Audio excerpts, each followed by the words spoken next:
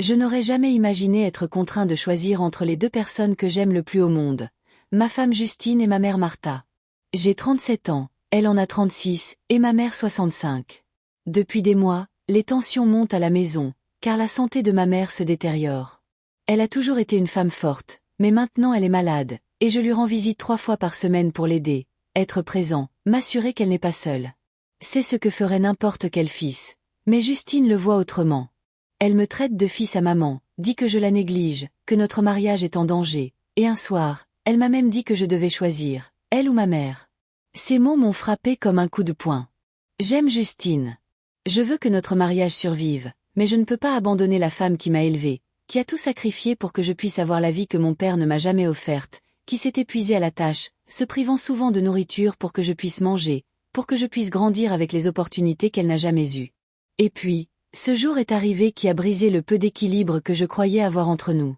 J'ai surpris une conversation entre Justine et sa mère, Christina, et je suis restée figée en les entendant exprimer ouvertement leur souhait que ma mère meure bientôt, pour que Justine puisse m'avoir entièrement pour elle. La trahison m'a transpercée comme une brûlure. La femme que j'aime, en qui j'avais confiance, parlait de la mort de ma mère comme d'une solution à ses propres désirs. J'ai eu l'impression que le sol se dérobait sous mes pieds. Je n'ai pas agi immédiatement. J'ai fait les 100 pas, j'ai essayé de réfléchir, puis j'ai décidé de faire ce qui me semblait juste. J'ai remis à Justine un brouillon de mon testament, un document où je garantissais qu'une partie de mes biens et certains objets de famille reviendraient à ma mère après mon décès, assurant ainsi son avenir sans la consulter, car nous avions toujours convenu de séparer nos biens personnels. Il ne s'agissait pas de déshériter Justine, mais d'honorer ma mère. Mais quand Justine a vu les papiers, son visage s'est empourpré de colère. Elle m'a accusé de manipulation, prétendant que j'essayais de la culpabiliser, que je privilégiais ma mère à elle. J'ai tenté de lui expliquer calmement qu'il n'avait jamais été question de privilégier l'une par rapport à l'autre, mais de prendre soin d'elle, d'assumer mes responsabilités, de respecter la femme qui m'a façonnée. Elle n'a rien voulu entendre. Au contraire, elle s'est mise en colère, m'accusant de négligence, d'égoïsme, de vouloir contrôler nos vies sans son avis. J'étais prise au piège entre deux choix impossibles, avec le sentiment de décevoir les deux. Je ne pouvais pas abandonner ma mère, pas maintenant, pas au moment où elle avait le plus besoin de moi. Mais la frustration de Justine était palpable, justifiée même, bien qu'erronée. J'avais toujours protégé Justine du manque de respect, recadrant ma mère lorsqu'elle dépassait les bornes, mais sa maladie avait tout changé.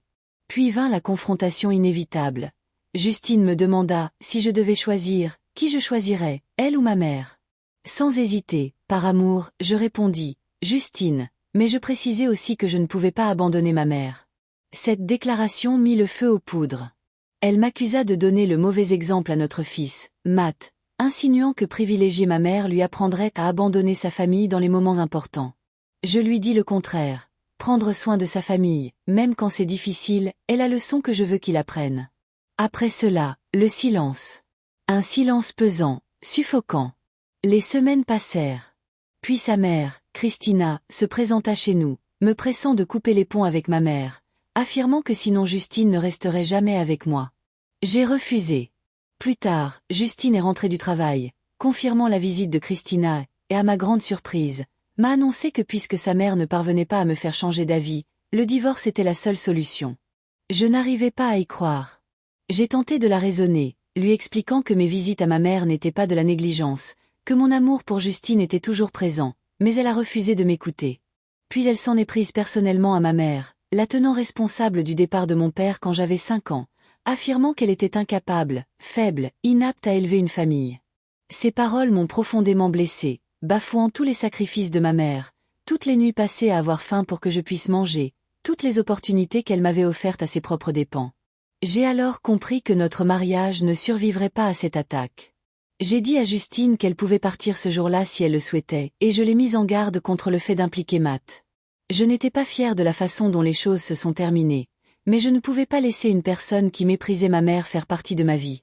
Nous sommes en instance de divorce et Matt est en garde partagée. Je me concentre sur lui, la seule personne que je puisse protéger de ce chaos. J'aime Justine, mais j'aime aussi ma mère, et je ne peux pas faire de compromis. Je lui dois tout. Il ne s'agit pas de choisir entre l'une et l'autre, mais d'honorer la femme qui m'a donné la vie, même si j'aime toujours ma femme, même si je traverse une période de chagrin et un dilemme insoluble. Ma vie est partagée entre le passé et le présent, entre la femme qui m'a élevée et celle que j'ai épousée, et j'ai appris, à mes dépens, que parfois l'amour exige de rester ferme, même lorsque le choix est insupportable.